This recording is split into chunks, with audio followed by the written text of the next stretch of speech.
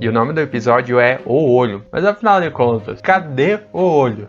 E dando continuidade aos nossos vídeos de O Senhor dos Anéis, Os Anéis de Poder, vamos falar de tudo que rolou no episódio 7, liberado nessa última sexta-feira na plataforma do Amazon Prime, o qual serviu mais para juntar os cacos de todo o caos e tensão do episódio anterior. Então fica comigo nesse vídeo para falarmos um pouco mais. Simbora!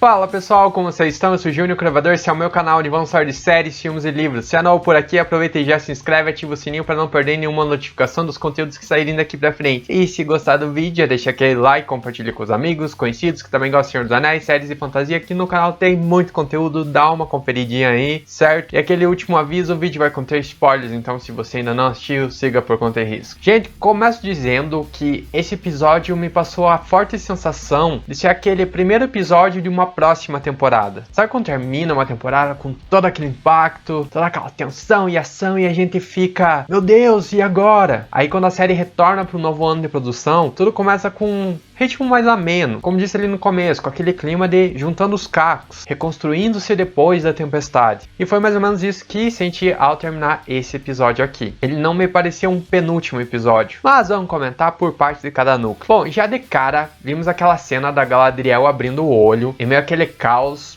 pós o despertar da Montanha da Perdição, e já faz uma referência ao nome do episódio, que é intitulado O Olho. E o interessante é que esse nome vem em diversas situações, não é exatamente o Olho de Mordor do Sauron, que todos meio que especulavam que ia aparecer, porque à medida que vamos vendo o pessoal de Númenor, do sul, tentando se ajudar, juntando os feridos, para dar no pé daquele lugar o mais rápido possível, descobrimos que a rainha regente perdeu sua visão, seus olhos foram afetados, e coincide com o que seu pai lhe alertou antes de partirem para a Terra-média, que ela só encontraria escuridão ali, e além da escuridão de Mordor, agora ela tá meio que numa escuridão, ao não enxergar mais nada. Mas o interessante foi ver que ela não perdeu sua motivação, apesar das perdas, de todo o abalo, ela comprou mesmo essa briga contra as forças de Sauron. E a gente vê que ela é determinada, é o tipo de rainha que põe a mão na massa mesmo, foi lá, se arriscou para ajudar o pessoal a sair debaixo dos escombros. Tipo, se fosse uma rainha, um rei ali de Westeros, duvido muito que isso ia acontecer, ia deixar só que se lascasse.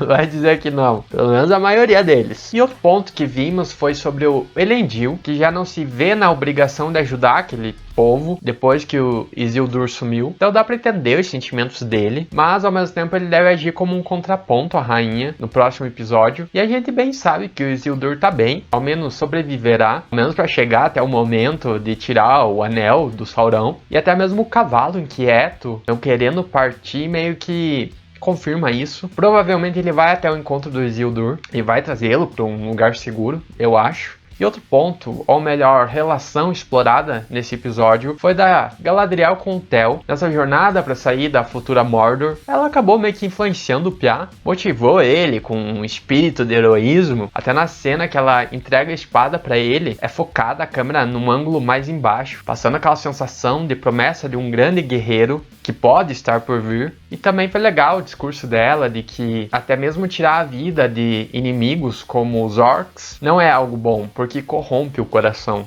E volta e meia nesse episódio a gente vê a Galadriel dando conselhos mais sábios, mais condizentes do que aqueles comportamentos de ira, afrontosinha com o pessoal, assim, em situações que era claro que não era boa tomar atitudes desse jeito. E por fim, após descobrirem que a Bronwyn, o Arondir e o Halbrand sobreviveram, ela decide ir ao encontro do Rei Elfo, junto do Rei do Sul, para informar sobre tudo o que aconteceu ali e sobre a grande guerra que terão pela frente. Já sobre o Durin e o Elrond, conferimos que seu pai se recusou a ajudar os elfos, não querendo dar continuidade às escavações do Mithril, vendo tudo isso como um grande risco e por uma raça que não considera tanto. Mas aí o Durin, se sentindo péssimo em deixar o seu amigo nessa situação, a deriva, e após ver o lance da folha se enchendo de vida, por estar perto daquele pedaço de Mithril em cima da mesa, e até o episódio trabalha bem com essa questão de termos o início da ascensão de Mordor, com a escuridão tomando as terras do sul, e as pessoas sofrendo as consequências, mas em contrapartida, tem esse mineral que soa como uma ferramenta extremamente útil para combater o avanço do inimigo. E por isso o Durin insiste e vai cavar junto do Elrond, descobrindo uma área da montanha contendo grande quantidade de Mithril, Mas aí seu pai aparece e o impede, tira seu brasão e vemos toda aquela discussão do Durin considerar o Elrond como um irmão.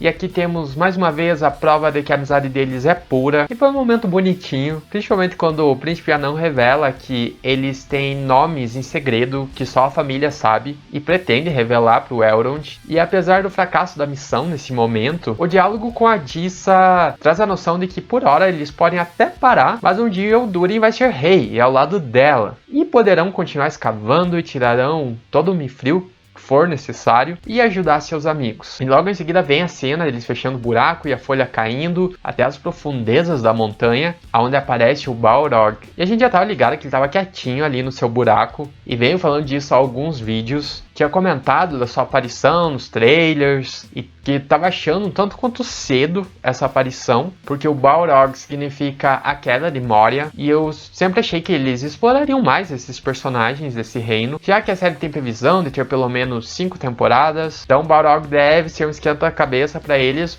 mais pra frente. E assim, aqui, apesar de compreendermos todo o desenrolar dos conflitos e as explicações para frear com essas escavações, ou seja, para a aparição dessa criatura não ocorrer já, ao menos aos personagens, porque pra gente foi mostrado, eu fiquei com uma sensação leve de que um baldinho de água fria não foi jogado. Tipo, foi um assunto abordado ao longo de toda essa temporada, e aí no final parece que eles vieram e falaram, não, calma, vamos pausar com esse enredo aí. Sei lá, vocês também sentiram isso? Deixa aqui nos comentários. Mas assim, ao fim, já ficou claro que o Durin e a Dissa vão insistir nisso. Quando acontecerá?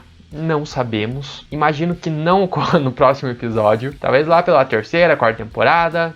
Palpites, enfim. Bom, por fim vamos falar do núcleo da Nori e do Estranho. Apesar de inicialmente o Estranho parecer ter um comportamento um tanto quanto drástico, até mesmo perigoso para quem está ao seu entorno, confirmou-se que a magia dele também traz vida, como as macieiras, as flores que ele recuperou, e confirma aquilo que eu vinha falando sobre a série querer jogar essa suspeita pra cima dele, ser o Sauron, até o lance dos vagalumes, depois o que aconteceu com a Nori anteriormente, mas que no fim eu sempre imaginei que ele tem uma relação com os magos. E é aquela coisa, o poder tem consequências, vai de como você utiliza. Ele pode ter feitos bons ou ruins. E ele tá se adaptando a esse mundo, as coisas desse lugar, porque afinal de contas ele caiu do céu e vai levar um tempo ele compreender a Terra-média, assim como ele precisou aprender a língua deles. E outro ponto aqui é com relação àquelas 3 figuras de capuz branco. As pontas dos dedos manchadas indicavam que elas utilizavam a magia para atos ruins. E aqui foi mostrado mais das suas ações, como ela botando fogo nas carroças dos pés peludos e de suas provisões, e deu dó deles. Tanto esforço, né? Não tem um dia de paz, gente. E essas 3 estão atrás do Estranho, o que deixou a Nori preocupada. Até tentou enganar, passar o papo ali, mas não rolou. E também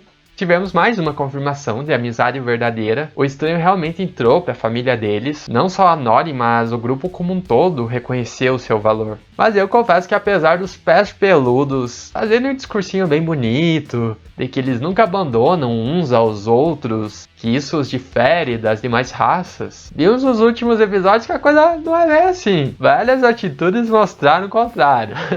Não é verdade? Bom, pessoal, como considerações gerais, foi um episódio bonito, com diálogos com um tom mais dramático, sobre união, a importância das relações, mas em geral foi um episódio bastante calmo. Não trouxe fortes ganchos pro final como eu tava esperando. Eu imaginei que a tensão estaria lá nas alturas nesse penúltimo, a gente aguardar o final com aquela puta expectativa. Não foi um episódio ruim, longe disso, mas faltou trazer aquela tensãozinha antes do mergulho final. Não sei se me entendem. Enfim, agora nos resta aguardar o 8º e último episódio. Aí podemos discutir melhor a temporada como um todo. Mas e vocês? O que acharam? Gostaram ou não? Esperavam mais? Comente. Se não são inscritos no canal, aproveitem e já se inscrevam. Os vídeos de O Senhor dos Anéis estão saindo semanalmente aqui, então não perca. Se gostar do vídeo, já deixa aquele like, compartilha com os amigos. E eu vou ficando nessa, um grande abraço, se cuidem, até a próxima e tchau!